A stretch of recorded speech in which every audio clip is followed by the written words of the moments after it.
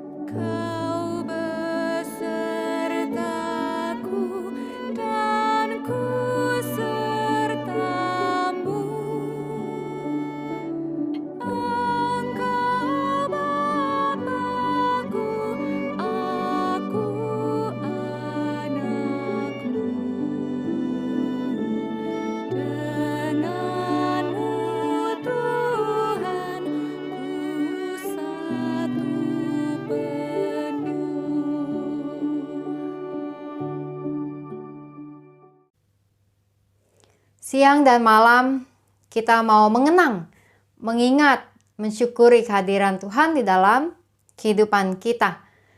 Mari kita siapkan diri kita membaca firman Tuhan, kita berdoa. Tuhan yang Maha Kasih, di hari ini kami mau mengingat Engkau yang membimbing, menguatkan, dan melindungi kami. Kami akan membuka Alkitab, maka biarlah kami juga membuka hati dan pikiran kami untuk firman Tuhan. Bersabdalah Tuhan bagi setiap kami di saat ini. Dalam nama Tuhan Yesus kami berdoa. Amin. Pembacaan firman Tuhan terambil dari dalam Lukas, pasalnya yang ke-8, ayat 43 sampai 48. Adalah seorang perempuan yang sudah 12 tahun menderita pendarahan dan yang tidak berhasil disembuhkan oleh siapapun. Ia maju mendekati Yesus dari belakang dan menjamah jumbai jubahnya, dan seketika itu juga berhentilah pendarahannya. Lalu kata Yesus, "Siapa yang menjamah aku?" Dan karena tidak ada yang mengakuinya, berkatalah Petrus, "Guru, orang banyak mengerumuni dan mendesak Engkau." Tetapi Yesus berkata, "Ada seorang yang menjamah aku, sebab aku merasa ada kuasa keluar dari diriku." Ketika perempuan itu melihat bahwa perbuatannya itu ketahuan, ia datang dengan gemetar, tersungkur di depannya, dan menceritakan kepada orang banyak apa sebabnya ia menjamah dia, dan bahwa ia seketika itu juga menjadi sembuh. Maka katanya kepada perempuan itu, "Hai anakku, imanmu telah menyelamatkan engkau. Pergilah dengan selamat." Demikianlah pembacaan firman Tuhan yang akan kita renungkan. Ibu bapak saudara-saudara yang kasih Tuhan, kisah tentang seorang perempuan yang mengalami sakit pendarahan selama 12 tahun dibaca oleh pembaca Alkitab masa kini akan sangat berbeda dibandingkan pembaca Alkitab pada masa lalu, atau bahkan bagi orang-orang yang mengenal kisah tersebut pada zaman Tuhan Yesus. Kenapa? Karena jika pada masa kini, maka seorang perempuan yang mengalami sakit pendarahan atau juga sedang menstruasi mungkin dianggap sebagai sebuah hal yang biasa. Namun tidak dengan zaman dulu, di dalam zaman Alkitab, pada masa ketika Tuhan Yesus mengajar orang banyak. Pada masa itu orang-orang Israel berpegang kepada Taurat, di mana di dalam Taurat, khususnya di dalam kitab Imamat 15, diatur mengenai seorang perempuan yang sedang datang bulan atau mengalami datang haid.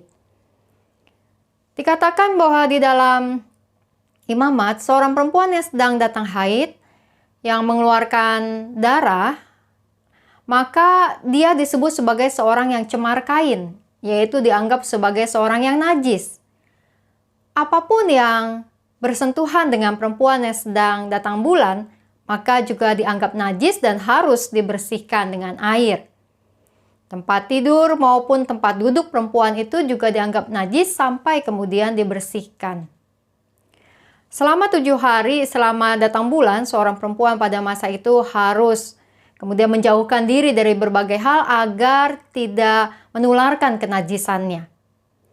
Nah, kitab Imamat juga mengatur jika ada seorang perempuan yang keluar darah di luar batas waktu haidnya, yaitu mengalami pendarahan, maka selama itu pula ia dianggap najis dan semua barang yang ia sentuh pun dianggap sebagai barang yang najis.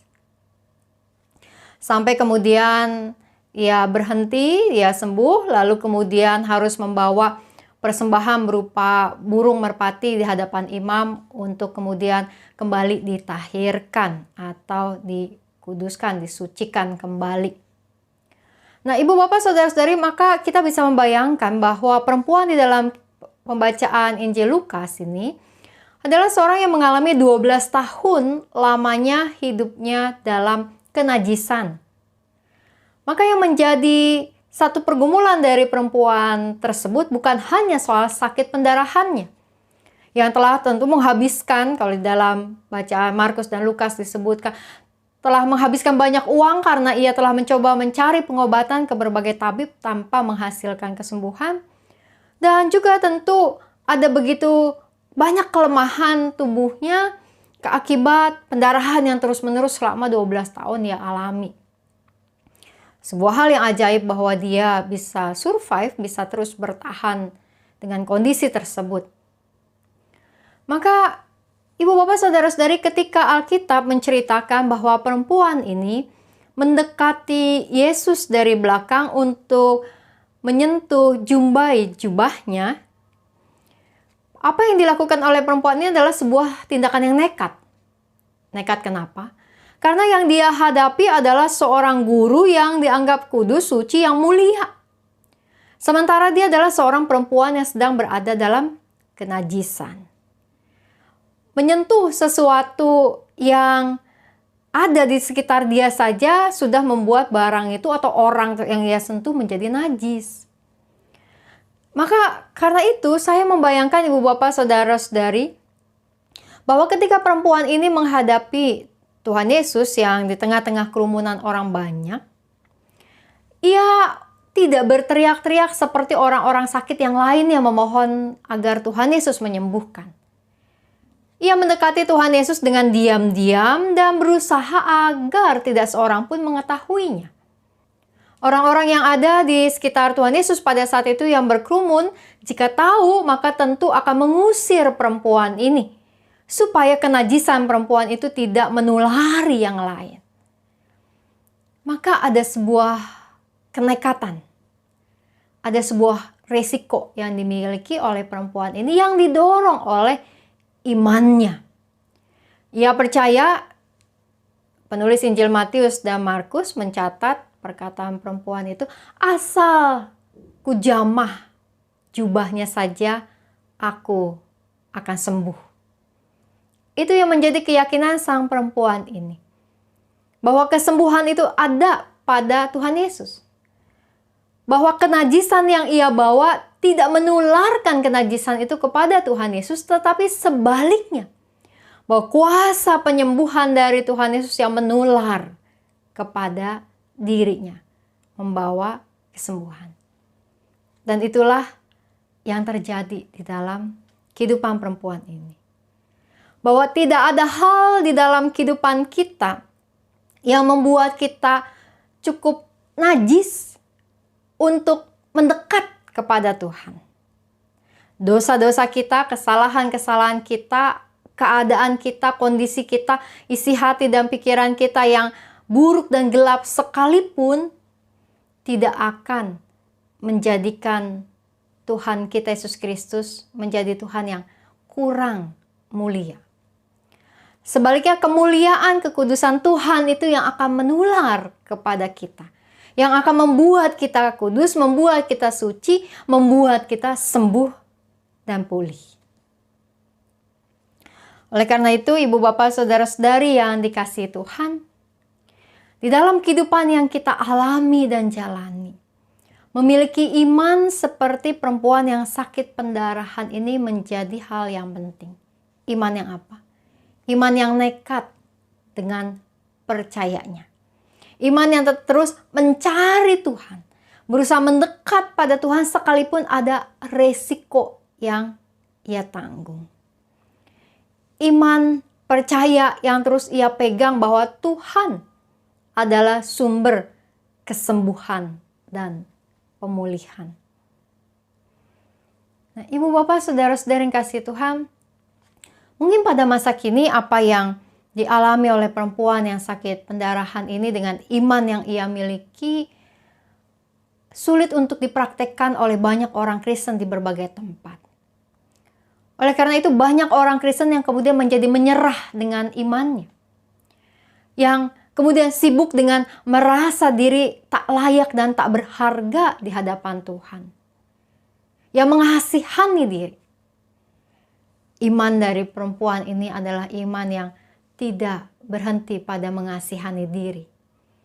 Tapi iman yang justru menunjukkan bahwa kasih kepada dirinya. Dia lakukan dengan mencari pengobatan terbaik yang ia dapat temui. Yaitu jubah Tuhan yang ia sentuh. Ibu bapak saudara-saudara yang kasih Tuhan. Ada banyak hal di dalam kehidupan yang kita alami pada masa kini. Yang membuat kita juga mungkin merasa tidak layak di hadapan Tuhan. Apapun keadaan kita, Tuhan selalu bersedia untuk mengalirkan kuasa-Nya kepada kita. Dan ketika kita mencari kuasa Tuhan, maka kita percaya bahwa kuasa Tuhan itu bekerja bagi setiap kita. Ada kuasa yang keluar dari Tuhan kita Yesus Kristus yang memulihkan kita. Yang menguatkan kita. Yang menyembuhkan kita. Hari ini kita menjalankan hari kita kembali. Maka biarlah kita menyambut hari ini. Dan bahkan menjalani akhir pekan ini. Menyiapkan diri untuk ibadah esok hari. Dan meneruskan langkah-langkah kehidupan kita ke depan. Dengan terus yakin dan percaya bahwa Tuhan sumber pemulihan dan kesembuhan kita. Apapun yang ada di dalam hidup kita, sebesar apapun itu, luka-luka kita, sakit kita. Ketika kita bawa ke hadapan Tuhan, maka Tuhan akan memulihkan kita. Satu ungkapan mengatakan, push. P-U-S-H. Push. Singkatan dari pray until something happen. Berdoa sampai sesuatu terjadi. Push di sini bukan push kita mendorong Tuhan menjawab doa kita, mengabulkan keinginan kita, mendesak Tuhan, atau bahkan mengklaim kesembuhan dari Tuhan. Tapi pray until something happen adalah ketika kita terus berdoa, terus mencari Tuhan sampai sesuatu terjadi.